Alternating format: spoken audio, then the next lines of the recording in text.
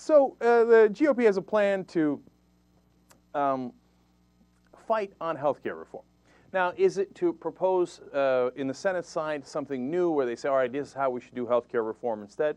No. Is it to say, hey, you know what, here are parts of the bill we can live with, but these are parts of the bill that we don't really quite like, and here are amendments, constructive amendments we'd like to suggest, and then look, if they lose, but at least we'd like to propose it and do our job as the minority. That would be reasonable. No, they're not going in that direction. Senator Judd Gregg has put out a little manual for all of his Republican colleagues on how to delay and obstruct the bill procedurally in every way possible. Now, I get a couple things out of this. And as I'm reading you this, keep in mind, Senator Gregg was the guy that Obama picked to be his Commerce Secretary. So he reached out to this guy to get him on board for the Obama administration. Initially, he agreed, and then he changed his mind when he realized the Republicans would, you know, have a field day and that he'd against him, and that he'd never be able to really run in Republican politics again if you ever dare work with a Democrat. So now he's come back to the Senate, and he's writing the manual on how to defeat Obama's top legislative priority, and you could use this manual for all of Obama's fights. And again, it's not on substance. It's on how do we kill it with tricks. So let me read you some of the things that he's written. Look, he says, we want a, quote, full, complete, and informed debate. That sounds pretty good.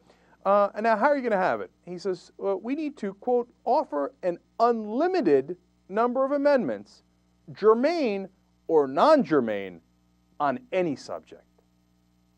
So this isn't about, hey, let me give you a health care proposal that's contrary, or let me give you a constructive amendment. No, germane or non-germane, pertinent or not pertinent, on this subject or on any subject. The point isn't to debate the subject.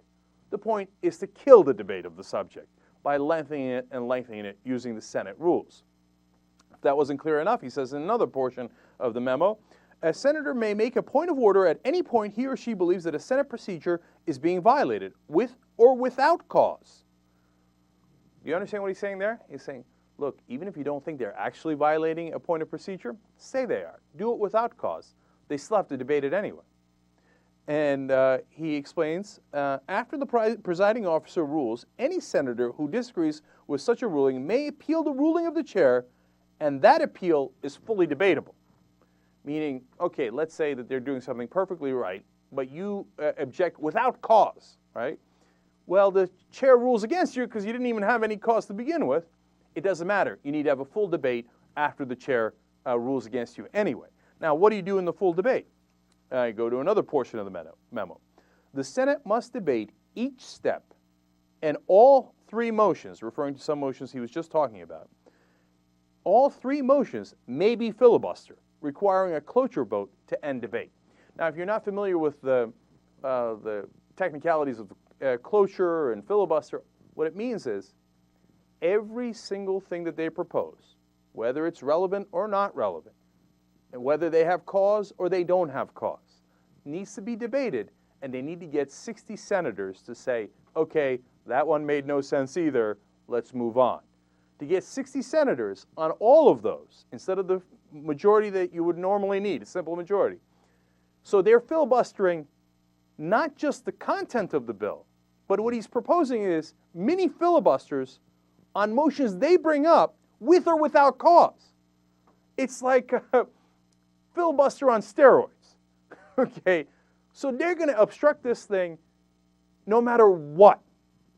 Now, look, the filibuster is important in protecting the rights of the minority. And in Senate history, there have been different vote requirements for a filibuster. So it used to be 67, it's now down to 60. There's some debates as to whether it should be 55 or a different number of senators that you need to move on, right? That's the whole point, that a senator can object and say, hey, I want to lengthen the debate, but if you get, in present-day case, 60 senators to say, hey, you know what, we need to move on in the debate, then you can do so. Now, that gives important rights to the minority party, and I think that's important in our system. But the way they're doing this, almost any number of senators, if they combine together, can force vote after vote, filibuster after filibuster after filibuster, and you got to drag in 60 senators to vote each time, and on it goes. That means any minority party, whether it's Republican, Democratic, whoever it might be, can effectively kill any and all legislation. Now, do you think that they're playing a constructive role here? Or do you think their thinking is, hey, we lost on the number of votes, right? And we're not going to win on that. We're just going to try to find every single loophole to try to destroy Obama's agenda and to make sure health care reform does not get passed and that the health care insurance companies continue to make unbelievable profits at the expense of the American people because they pay the Republican bills.